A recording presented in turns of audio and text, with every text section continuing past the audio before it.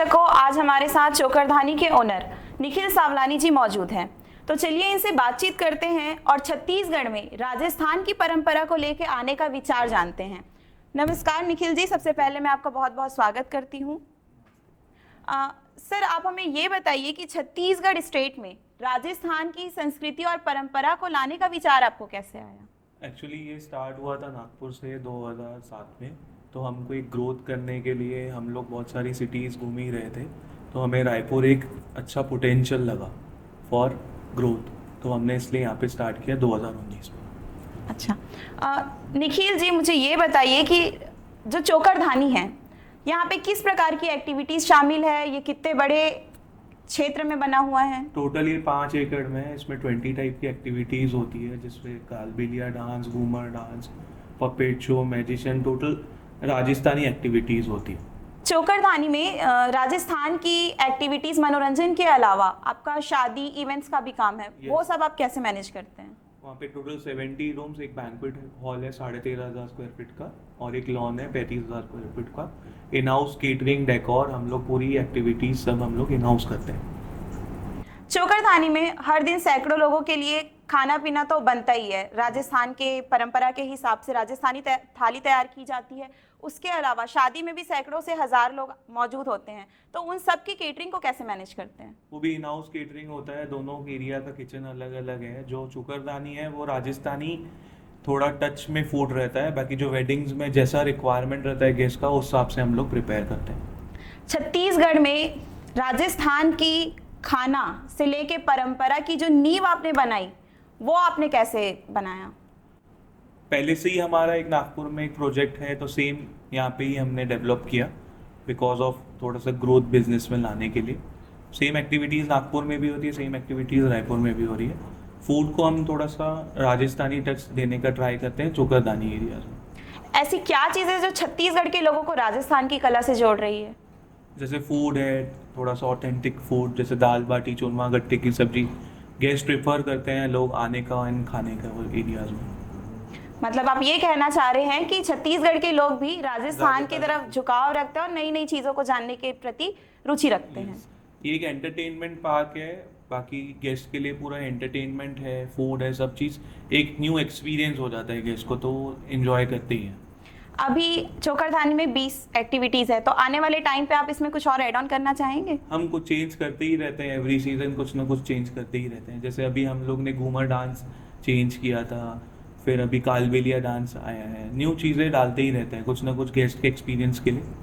निखिल जी, आपने बताया कि आपकी जो केटरिंग है वो टोटली इन हाउस केटरिंग है, बाहर का कोई इसमें रोल ही नहीं है। तो चोकरधानी के बजाय आप रेस्टोरेंट या कैफे भी ओपन कर सकते थे, बट आपने चोकरधानी ओपन करने का ही क्यों सोचा? काफ़ी रेस्टोरेंट ऑलरेडी सिटी में है, तो हम न्यू एक्सपीरियंस देने के लिए, मोर गेस्ट को राजस्थानी टच देने के लिए और ज़्यादा गैदरिंग इन्वॉल्व करने के लिए कि एक न्यू एक्सपीरियंस हो रहा है तो ज़्यादा गेस्ट आएंगे, इसलिए हमने ये चीज़ों को किया। कैफ़े और रेस्टोरेंट तो काफ़ी रहते ही हैं हर सिटीज़ में। आज के ज़माने में जैसे कि लोग घर बैठे स्विगी जोमेटो से फूड ऑर्डर कर लेते हैं और यूट्यूब में लेडीज़ वीडियोस देख के भी कुकिंग काफ़ी सीख गई हैं, तो उन चीज़ों के लिए आप चोकरधानी को कैसे देखते हैं? चोकरधानी एक जैसे रेस्टोरेंट या एक वो नहीं है कैफ़े, जैसे हम लोग जोमेटो पे भी ला दें। चोकरधानी एक एक्सपीरियंस सेंटर है। लाइक हम लोग जो सर्विस देते हैं, जो हम लोग एंटरटेनमेंट देते हैं, वो हम लोग जोमेटो पे नहीं दे सकते। इसलिए हमने जोमेटो और स्विगी पे अभी तक स्टार्ट नहीं किया है, क्योंकि गेस्ट आके जो एक्सपीरियंस यहाँ करेगा वो घर पे नहीं मिल पाएगा। आपने रायपुर में चोकरधानी 2019 से शुरुआत किया है, तो छत्तीसगढ़ की जो पब्लिक है, ऑडियंस है, वो अडॉप्ट कर पाई है राजस्थान की कल्चर को? आपने क्या ग्रोथ देखा है? यस, अडॉप्ट कर लिया है और एवरी ईयर ग्रोथ अच्छा ही है, लोगों को एंजॉयमेंट आता ही है। आपने बताया डे बाय डे बहुत अच्छा ग्रोथ है, तो इन फ्यूचर आपकी क्या प्लान्स है? आप चोकरधानी को कहाँ देखना चाहते हैं, कहाँ लेकर जाना चाहते हैं?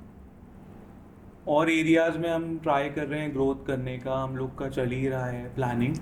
हम लोग सिटीज़ को अभी टारगेट कर रहे हैं, कोई कोई सिटीज़ अभी फाइनलाइज नहीं हुई है, बट हो जाएगा, फिर हम लोग और एक जगह लॉन्च करेंगे। इसका नाम है चोकरधानी, राजस्थानी गांव का मेला। तो आपने जो शुरुआत की वो नागपुर से की, राजस्थान से नहीं, इसके पीछे का क्या कारण है? राजस्थान में तो ये एक्टिविटीज़ एवरी चौराहे पे अवेलेबल रहती है। हमें सिटीज़ में लाना था, इसलिए हम लोग नागपुर को टारगेट किए, क्योंकि हमारा होम टाउन नागपुर थी। उसके बाद हम और सिटीज़ में डेवलप करना चाह रहे थे, जैसे हमने रायपुर सेलेक्ट किया, इसके बाद भी हमारी प्लानिंग चल ही रही है और सिटीज़ में लाने के लिए। तो निखिल जी, ये आपका फैमिली बिजनेस है या आपकी ये ओन स्टार्टअप थी? यस, ये फैमिली बिजनेस है, हमारे फादर्स लोग ने चालू किया है। मोर देन 40 ईयर्स ये प्रोफेशन में हो गए हमको। चोकरदानी के अलावा भी हमारी नागपुर में 2-3 और प्रॉपर्टीज़ है जिसमें हम लोग वेडिंग के लिए, बर्थडे पार्टीज़ के लिए मैनेज करते हैं। जी, आपके यहाँ पे इवेंट जैसे कि बर्थडे पार्टी, एंगेजमेंट, मैरिजेस, सारी चीज़ें होती है, तो बाकी जगह पे भी तो मैरिज वेन्यू है, बट वो आपके चोकरधानी को अलग कैसे बनाती है बाकियों से? क्योंकि चोकरदानी एक pure veg destination wedding venue है और हम इन हाउस केटरिंग देते हैं। यहाँ पे रायपुर में बहुत सारे वेन्यूज़ हैं जो केटरिंग इन हाउस नहीं प्रोवाइड करते, तो गेस्ट के लिए एक हैसल फ्री एक्सपीरियंस हो जाता है हमारे पास। हम ही इन हाउस केटरिंग कर रहे हैं, इन हाउस डेकोर दे रहे हैं, तो ये चीज़ों को मेंटेन करना, वो करने की नीड नहीं रहती है। सब हेडेक हमारा रहता है, बस आके आप एंजॉय करिए। एक तरफ 20 एक्टिविटीज़ के साथ चोकरधानी को मैनेज करना और दूसरी तरफ बर्थडे पार्टी, वेडिंग जैसे इवेंट्स को मैनेज करना, इन सब के बीच किस प्रकार के चैलेंजेस देखने को मिलते हैं?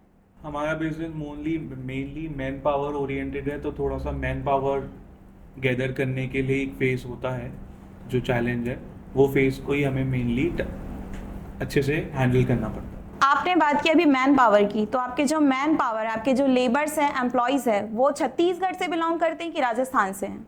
जो चोकरदानी के पूरे एक्टिविटीज़ वाले पार्ट वाले जो पूरे एम्प्लॉयज़ है वो राजस्थान से बिलोंग करते हैं, और जो किचन डिपार्टमेंट वाले हैं वो हमने सेपरेट एरिया से लिया हुआ है। जैसे चाट दिल्ली का स्पेशल है तो दिल्ली के स्टाफ है, स्वीट्स कलकत्ता का स्पेशल है तो कलकत्ता के स्टाफ है, तो हमने ऐसे गैदर करके हमारी एक स्ट्रॉन्ग टीम बनाई है। चोकरधानी की जो एंट्री चार्ज है बहुत मिनिमल है, तो इतने छोटे से अमाउंट में आप 20 एक्टिविटीज़ कैसे मैनेज करते हैं? हमने प्राइसिंग इसलिए इतना कम रखा है कि पूरी पब्लिक छत्तीसगढ़ की जो भी क्लास के लोग हैं सब लोग आके ये एक्टिविटीज़ एंड फूड को एंजॉय कर सके। चोकरधानी को लेके आपके फ्यूचर प्लानिंग्स क्या है? अभी हम 2-3 सिटीज़ को अभी पूरा टारगेट कर रहे हैं, उधर का कैलकुलेशन कर रहे हैं, नंबर ऑफ पीपल, पॉपुलेशन कितना है, वहाँ पे हमें ओपन करना चाहिए कि नहीं। जैसे ही वही चीज़ पूरी फाइनलाइज हो जाएगी तो हम एक आध सिटी में ओपन करने का प्लान कर रहे हैं। एट लास्ट मैं बस आपको ये कहना चाहूँगी कि आप हमारे ऑडियंस से कुछ कहना चाहेंगे? मैं बोलता हूँ सब लोग एक बार आके ट्राई करिए हमारी एक्टिविटीज़ को और फूड को। हम जो चीज़ें दे रहे हैं, डिलीवर कर रहे हैं इतने कम प्राइस में, इसका एक बार लुत्फ उठाइए। थैंक यू निखिल जी, आप खास अपना वक्त निकालकर चोकरधानी से आज यहाँ पर आए। आपसे बातचीत करके बहुत ही अच्छा लगा और मैं हमारे ऑडियंस को भी बोलूँगी कि एक बार चोकरधानी ज़रूर जाएं। Thank you.